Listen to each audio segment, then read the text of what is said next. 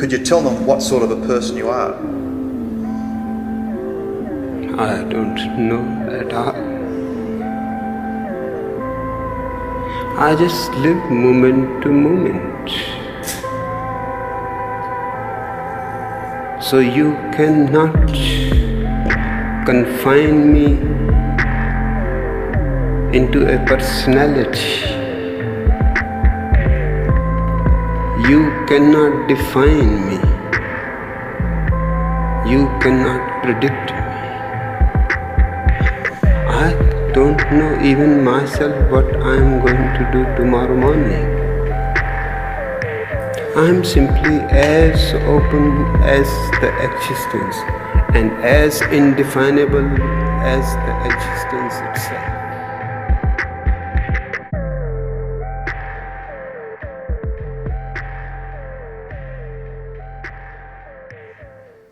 What's up, guys? Welcome back again. Goddamn. Today, we have a very special guest. Not just regular special, very special. I'm bringing her in today. We have a lot in common, and especially regarding what we're here to talk about today. So, Christina, welcome. Hi. Thank you for being here. Thanks for having me. I appreciate it. I know you're busy, so for you to take some time out on a Monday, of all days, to come do this, I feel very grateful for that. Of course. Starting the week off right. Yeah. So I like to kind of give you an idea. Today, do you know what we're going to talk about eventually? Do you know what I'd like to ask people here? Yes. Okay, You're going to cool. pop the question. I'm going to pop the question on you eventually. But before that, for me doing this, I feel like my main goal for this is just to kind of get some insight out there into the world. Really, if anyone, for just like my kids when I'm gone, that they can watch this and be like, damn, there's some good stuff out there. And I think that you have a really good place to bring your insight in for what you do and what it is that you're passionate about. And so, I'll kind of hold the steering wheel and you can hit the gas if you want to get down on, something in depth, or if you just want to breeze past it, let me know. Okay, thank you. So with that being said, I'll let you give a little introduction, maybe talk a little bit about how we met, whatever, no rules. Cool. So Christina, welcome. What brings you here today? Thank you. So I'm excited to be here, and let's see, we know each other because we do. We share we share a passion in supporting humans and making them better in the ways that they choose to be. You focus on fitness and nutrition, and I think that you have a passion for supporting people as their whole human self. And and I'd say that's what I do for sure, is I am somebody who supports humans for their whole selves. My mission statement is to be the best version of myself to help guide individuals in their unique wellness journey. So I'm a wellness professional and supporting individuals and bettering themselves in whatever way that they choose to, and the holistic support of wellness. So using 8 dimensions of well-being, so focusing on physical like yourself, and then let's name the other 7: financial, intellectual, I only got 6. Emotional or mental, occupational, environmental, and best for last. We got Where are we at? We got 2 more. Oh, okay. Spiritual, did you get that one? Spiritual, of course. Okay, that's why we're here. What we're here for. And educational, is that intellectual, yes. Intellectual, yes. Occupational. Yep, got it. So that's you all already 8. listed all those? Yeah. That's 8. Damn, look at that. So that's awesome. I always do 6. So I don't know. I focus on 8. Okay. Yeah. We should write it out. I'm gonna find 2 more, and I'll start doing 10. But and you're right. And I do, because of the nature of my profession, get kind of classified into that physical category quite often. But I really like to try to spread the message that you can't just focus on one. Yes. And you're actually technically like officialized wellness professional. Like, that's your title. I think you have it tattooed somewhere, like if her hair wasn't covering it, she got it tattooed on her neck. Wellness professional. So you really do that for a living, but in my experience coming to know you, because you kind of have done some consulting, a little type of pro bono type offering your professionalism, I guess you could say, at my facilities, and that's where I kind of got to know you, and I've realized that the way that you support and encourage wellness and the people around you goes beyond what's just asked from you occupationally. Yep. And that was one of the, things I like most about you, and that's what stuck out to me about you. And so that's one of the reasons that I got you here today. Thanks. And so now that we've got all eight and a half of those wellness things covered, tell me a little bit, as a wellness professional, what you think a good way to check your health, so to speak, relative to those dimensions. Yeah. I would say a good way to check your well-being or to tune in to your well-being would be a very simple question of, do I love who I am? Do I love my days as a human in this world? We all experience days in the world where we wake up on the wrong side of the bed and we're like, I don't want to do today. I don't want to get ready. I don't want to go do all the things on my to-do list. I don't want to go to the grocery store. But the goal, and I think the inner check would be, am I spending more days with that perception, or am I spending more days overall with a good perception of, all right, let's see what today brings. Let's see how I can make an impact in this world today. Yeah. Let's see if I can, or just what today brings, and have an open mind. And so perception is a big thing, I think, in everything. Seeing how you feel even about yourself in this world. Like, how, as you as a human being, do you like the impact that you're leaving on individuals and conversations? Do you like the way you're showing yourself to be when it's just you in the room, and how you treat yourself and how you treat others as well? And I think that would probably be a good general start to just kind of tune into yourself. And the reason for that being is because if you're not loving who you are first, or loving how you're sharing your light with others, then that's a good way to start within yourself, to check in and see what's bringing me away from the person I want to be in this world, or the light that I want to share with others. And there could be a variety, if we look at the dimensions of well-being, a variety of reasons there that could bring light to that question. An example right now I could use is financial well-being.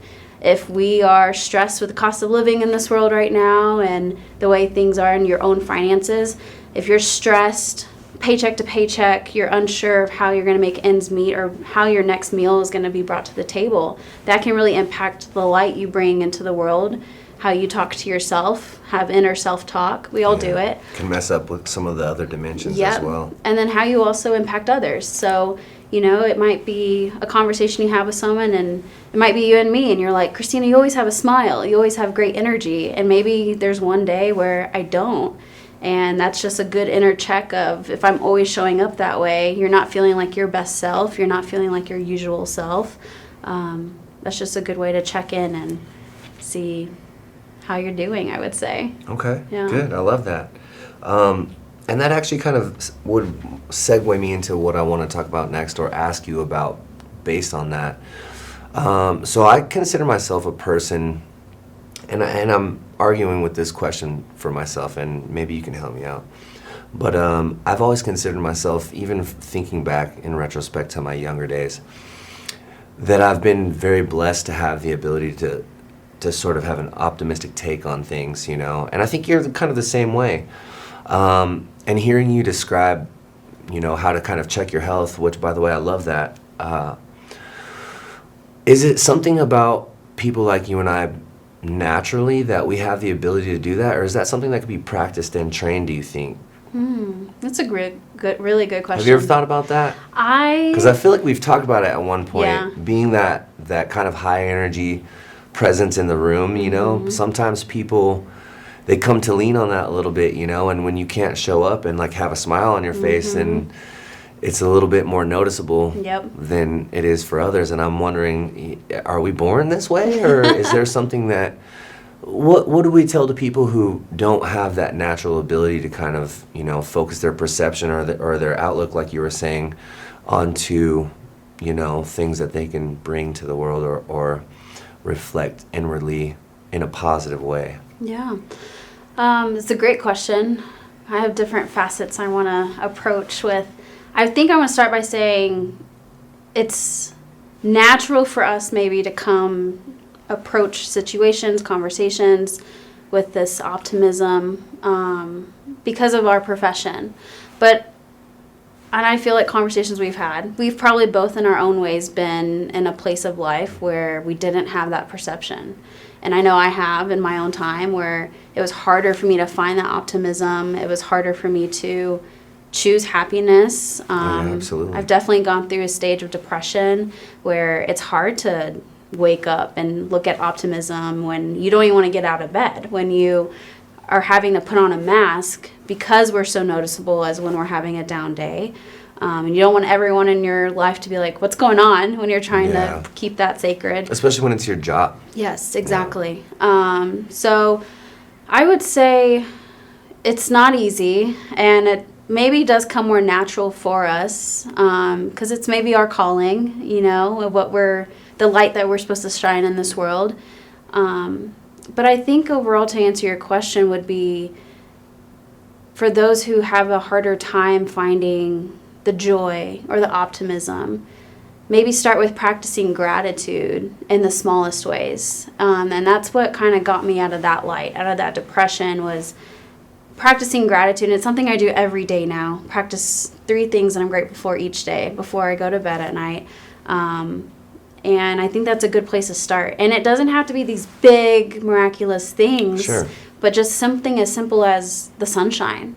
Especially talking about mental health and previously being depressed in my life, having that stage is the sunshine can have so many impacts for us. It can bring us joy. Naturally, as humans, it just does a lot of great mental and physical wellness benefits for us. But I think that's a good place to start. Is what is something you're grateful Practicing for? gratitude. Yes. I like that. Yeah. I think when we initially met, I don't know, over maybe about a year ago-ish, I was right in that phase where I wouldn't say depressed, but, relatively not in a great spot. And that was something that I just learned right before we met. And I think it was one of the first things we talked about in conversation, practicing gratitude. And you're right, you can't just try to be grateful for the miraculous things, because how often do we get to experience that? They're, kind of few and far between, especially for some people who might not consider themselves to have ever had any miraculous thing. So I think that's back where that perception comes in. But practicing gratitude, I tell people the same thing all the time, I even have my little trick, grateful hands. Have I told you about that? I don't think so. Okay, so my whole thing when I was getting into this, cognitive behavioral therapy was like a group that I was in, and I was like learning from a professional counselor how to do these things and use these tools. And she explained it as something else, and the whole idea behind it was a little different, but I put my own twist on it, something that works for me. And I try to tell people all the time, even when it comes to like snacking or trying to break any habit, whether it be a thinking habit or a physical habit, what I've noticed is when I'm finding myself in a situation where I'm like stressed or angry even, I'll turn my hands up like this, just every time I feel it, just make the physical movement of doing that. And then what happens for me is I can see my hands. And so when I see my hands like that, I'm like, all right, here's where I'm at. I'm in a situation that's stressing me out. I'm, angry or whatever. And that's when I would cue myself to practice gratitude, because doesn't come natural to wake up and be like, oh, I'm thankful for this, I'm thankful for that, I'm thankful for this green light that I'm driving through, you know what I mean? But if you can mindfully cue yourself to practice these things, then it does become easier, and it does, I think, have the effect that you're sort of explaining. Yep. I love what you said there, cue yourself. And I think that's something in my world I focus on a lot, is habit cueing, if you will. Atomic Habits by James Clear is something that I reference a lot, I feel like. But overall, focusing each day, how can I be 1% better? Or what is one thing I can do to make myself better today? But habit cueing, and for me, I like how you talk about your hands flipping. For me, it's on my drive. For one, it's sunshine, I would say, because I'm not driving every morning. But then 2, it's coming up and seeing the mountains. And that's kind of my take a slower, deep breath and just so like a be visual thankful. cue. Yeah. You see the mountains and it's like, all right, gratitude time. Or the sunshine, or even the rain and cloudy days. I love sunshine more, but I do appreciate the few rainy days that we have. But just having that moment of just Yeah, environmental, physical cue, exactly. Visual cue, not physical, but Right. yeah, I like that. Anything, habit cueing. Yep. Cool. Yep. So pairing a habit with, or a behavior habit with something else that you want to do. So especially in our Kind of world. like literally what I Yeah, exactly. described. Okay. Yep, Cool. I didn't yep. even know that's what it was. Yep. I just thought I made something up. I mean, yeah, you did. You still did. Okay. We can still give you credit. All right. I'll take it. Grateful hands. Try it. I love it. It might already be a thing, but I don't know. I mean, and this is even, so now my yoga side is coming out. I mean, taking your hands up to the sky or just up to the, it just gives you a vulnerable, you're almost offering yourself up for vulnerability too.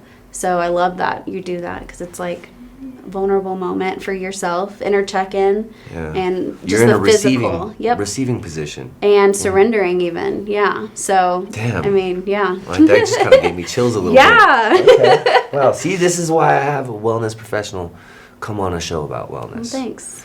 And you know what? While I got you here, there's already a couple other things that I've been kind of working with and struggling through. So I'm gonna go with 6 because it's what I know, and That's I think maybe some of mine are just split a little bit into years because I think a lot of them can kind of sort of be contained into the same thing to an extent, but. Physical health is pretty, for me especially, because it's what I've studied and it's what I do, and it's what I've done for a lot of my life. It comes naturally and it's easy to me. It's like black and white numbers on how I can work on it. If you're feeling a certain way, eat different, drink more water, sleep better, work out. It's fucking easy to me. But there's a few of the other ones. Educational health, to me, I think is a little bit... I've simplified it in terms of learning stuff, like just learning stuff. Yep. Like if your educational health is faltering, pick up a book and read. Like teach yourself something. It doesn't have to be going to school. It doesn't have to be, getting a degree. Yep. Teach yourself something. Learn a new language, anything. Learn magic. Learn card tricks. Yep. So I think that, to me, that one's kind of self-explanatory too. Social health. We said social health, right? Yeah, we had to.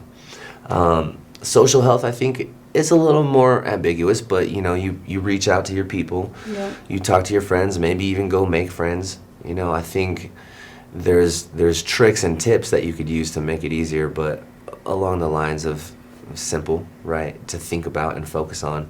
And I could go over these all day, but what I'm getting at here is I think mental and spiritual health, there's no black and white.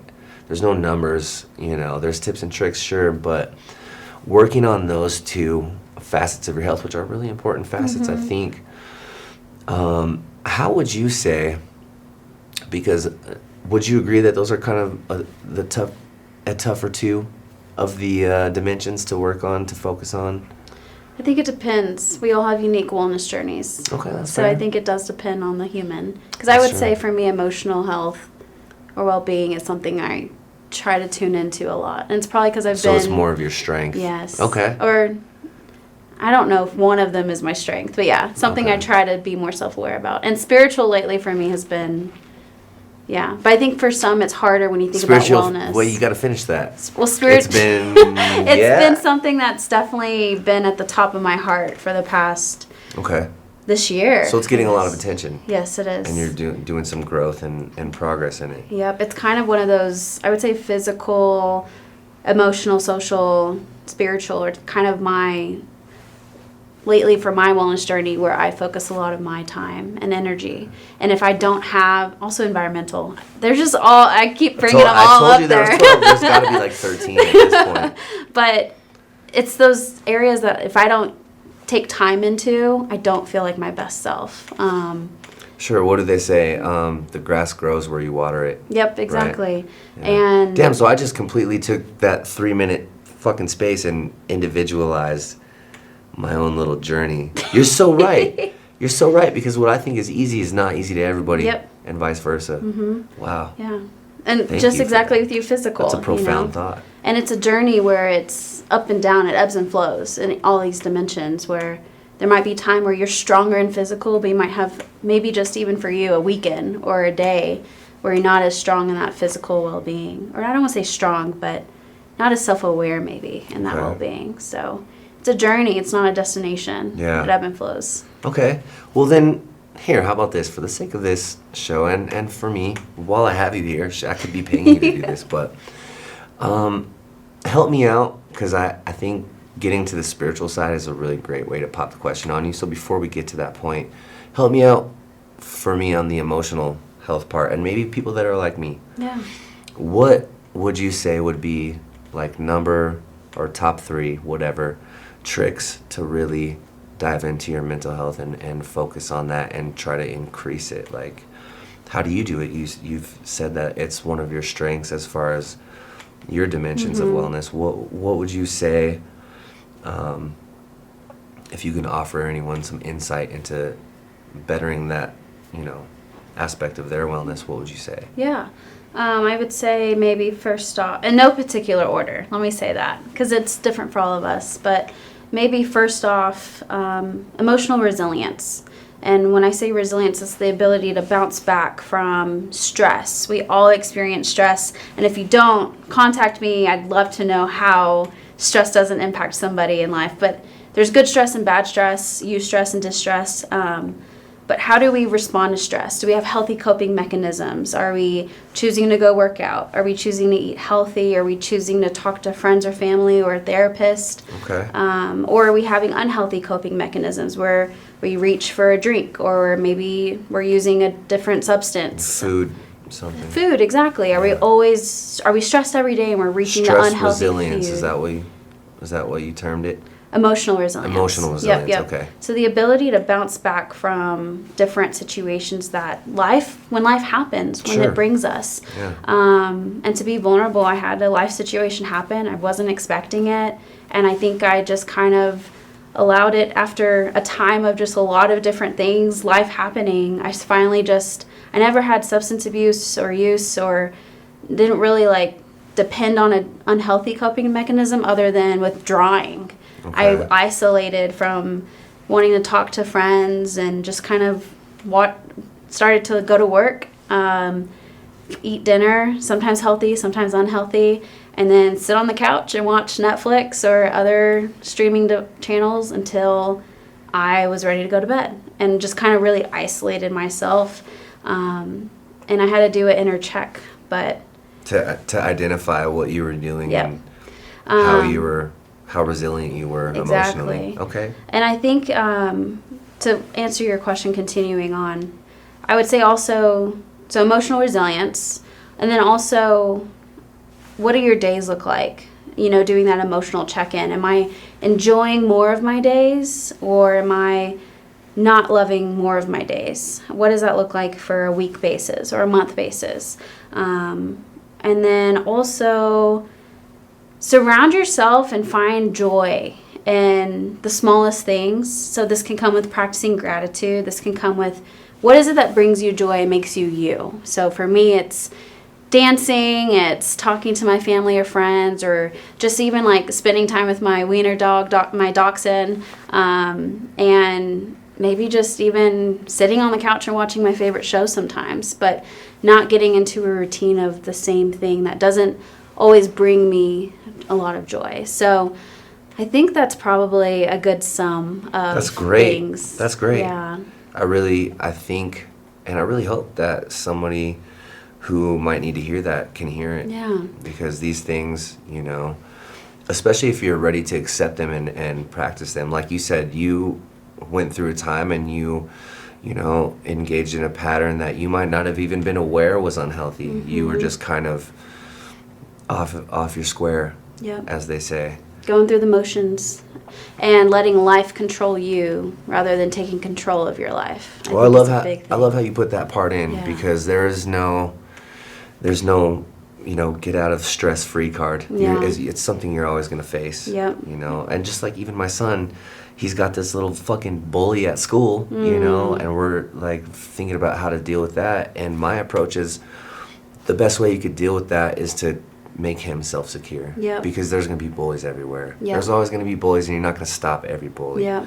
But what you can do is you could block them out by creating a nice little, wall of esteem. Yeah, exactly. And so... And that brings my brain to focusing on what's in your control. Because there's so many things that you can allow our mind to go down a path of, well, this sucks, this happened, or this doesn't make me feel great. And it's really easy to allow our minds to go there. And maybe just bringing it back in, well, what's in my control of helping my emotional well-being feel better, or just feel like my best self too. Can I do a quick disclaimer though? Yeah, absolutely. Okay. If anyone though watching this or listening to this is feeling or suffering with any mental well-being lowness, I'll say, know that you're not alone, and know that if you're experiencing suicide ideation or anything, call or text 988. You are not alone. There are resources out there. And if you ever need a reminder of the value and worth that you bring to this world, you are important and you are valuable, and you do impact somebody's life, somebody's world and light and the life that you bring. So know that you're not alone, and you are super important to be in this world, and you've got this, and it's a journey, and you have resources to support you, such as mental health resources out there that can help you in your journey. So just wanted to share that disclaimer out there, because never want someone to feel alone in their journey. That was beautiful. Yeah, thanks. That was beautiful. I tearing up a little bit. I'm sorry. That's good, and it's important that people know that. And I think to share that and let people know that is more of it's a rare skill. Not everybody just goes around telling people that. Thanks, yeah. No, thank you. Seriously. But for the sake of keeping this episode digestible, let's break into what I brought you here for, really. And we can tie spiritual health into it however you want.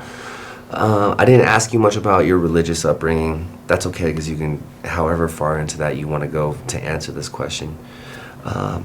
There's no rules, there's no scripts, so you just, however you want to do it. But I want to ask you, Christina, what is God to you? What is your understanding of God? Yeah. So God is a who for me. Okay. And God is our spiritual Father who provides everlasting love, who provides us support and guidance, and created this beautiful world. And being here in the mountains, I'll even say, is something that I'm like, wow, that's beauty God created. And only God can move those mountains. So God is our spiritual Father in heaven who gave his one and only Son to die on the cross for us, to forgive our sins, and for us to have everlasting life. And for us to feel like, even on the days when you don't feel like your best self, or you don't feel like you're important in this world, God's there with his hand reaching down for us of, daughter or son of Christ, I'm here for you. I'm your Abba Father. I'm your person to lean on. And God wants us to lean on him when life is great and when life doesn't seem so great. But I believe that God has a plan for each of us. He created us as his children, and we all have our own calling and light to this world that makes us us, and allows us to share God's light and to others in the world. And I also believe that God has the everlasting love that whether we are all sinners, we're human, we're all sinners, but for God it doesn't matter. I've never sinned before, just I want to make that clear. I'm just kidding. You're okay. But for us, none of us are perfect, and we shouldn't strive for perfection, but we can strive to be moral, have good morals, and strive to, follow the 10 Commandments, or follow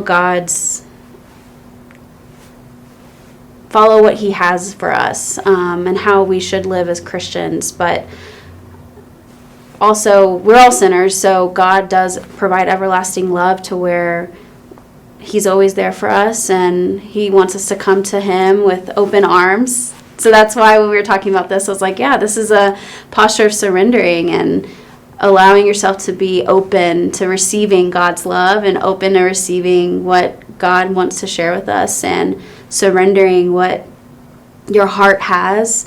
So talking about sinning and repenting of those sins, of sharing with God, of, I don't want to say an apology, but in a way of just, this wasn't morally great or good, and Self-inventory. Yep, and doing self-awareness of that you're not probably participating in great behaviors, and you want to live more Jesus-like, Christ-like, and just sharing that love with him and openness and vulnerability. And it doesn't matter what we've done, what sins we've committed, but God's always there with his everlasting love for us. So, and we talked about spiritual well-being and how this past year has been really important for me. I'm a Christian, and which, when you think about religion, Catholic, baptism, or Baptist, etc., I'm non-denominational. So I focus more on, I'm Christian, we read the Bible, we focus on the Bible as our guiding and understanding,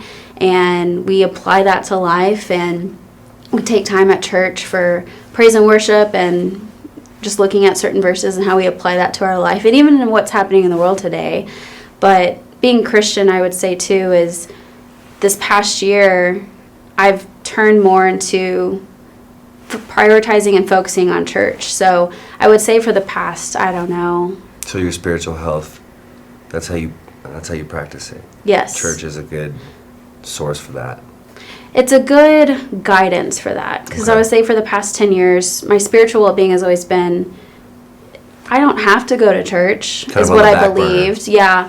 I'm like, this is my relationship with God. And I think just like our wellness journeys, it's unique to us. We all have our unique relationships with God, and being able to come to God in your own space or your own time, and what part of your day or how often in your day, that's your decision and your choice. But I would say for the past 10 years, I'm Christian. It's my relationship with God. I don't need others judging me not going to church. But the past year, I found a great church in Loveland. So I'll do a shout out now. But Foundation Church in Loveland, it's really great. Just for the backdrop, I'm gonna put it. I love it. It's a really great church that I have found a connection with, and I have found just another way to love and be close to God, and having that guidance and space of other people who support what you are also choosing to spend your time with. So just like fitness, it's more fun and awesome to go to the gym when you have like-minded individuals around you. So I would say that that's something in my past year I've really tuned me more closer in my spiritual well-being, to provide me guidance and reminders of turning to the Bible when it's hard for me to. So that's great. a little... And all on your own. No, it's self-accountability. There's not any kind of pressure, social pressure. Yeah, definitely no social pressure. No. I would say, if anything, it's just you and your morals and who you are. So that's something for me, is God created us as his children to be here. And for me, it's how can I make sure I'm living my life in the light that he has provided me to shine and impact people within this world. And how can I make sure that I'm living Christ-like and sharing God's love in the smallest ways, and even just sharing that smile in the grocery store and being able to provide that joy, or if someone's having a bad day, like the smallest behavior even, I look at that perception as this is me trying to share God's love. So, or having a full-on conversation on a platform about God's love. So that's perfect. Yeah. Well, and you did a really great job illustrating what I think you believe about that, and it clearly shines through in everything that you do. Thank you. And so it's kind of like one of those things where your spiritual health, just like your physical health, is always going to have a part of who you are and your being and your well-being. And even talking about gratitude and all these other things, like I think they sort of spill over into each other. And so I'm grateful, while we're talking about gratitude, I'm grateful that you're here and that you were able to articulate all of that, because I think that's really powerful, and I love that. Thank you. I don't even have any better way to summarize that. That was beautiful. Thank you. And I think, with that, unless there's anything else that you want to add, or burning desires, or promos, or anything. I would say just thank you for having me on the platform and being able to share. And just what are 3 ways that today you can practice gratitude? What are 3 things you're grateful for today? So, yeah. Thank Try you. it out. Try it out. It really works. Well, all right, Christina, thank you for coming on to the show. I appreciate Thank you, Austin. And with that, Josh, we good? Do an outro? All right, I'm going to do the outro. All right, guys, that's it for today. Last episode ever of the day. Until next time. And remember, goddamn.